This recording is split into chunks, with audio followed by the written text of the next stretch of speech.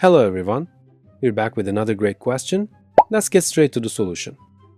Let's add first 4 plus 4 equals 8. 8 times 4 equals 32. Finally, we divide.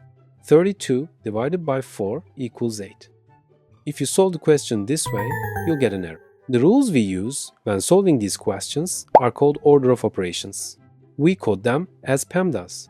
P stands for parentheses, E stands for exponents, M stands for multiplication, D stands for division, E stands for addition, S stands for subtraction. There's another feature here. Multiplication and division have no order of operations. They are performed from left to right. Similarly, addition and subtraction are performed from left to right. Let's solve your questions again using these rules. First, the fraction bar here means division. So we solve the top part first. Above, we multiply first. 4 times 4 equals 16. Then we add 4 plus 16 equals 20.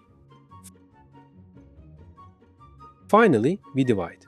20 divided by 4 equals 5. Congratulations if you got the answer right. We've reached the end of the video. Now, I want you to find the answer to this question and write it in the comments. Let's see who can find the correct answer. Our videos will continue. Subscribe using the logo on the screen so you don't miss any new videos.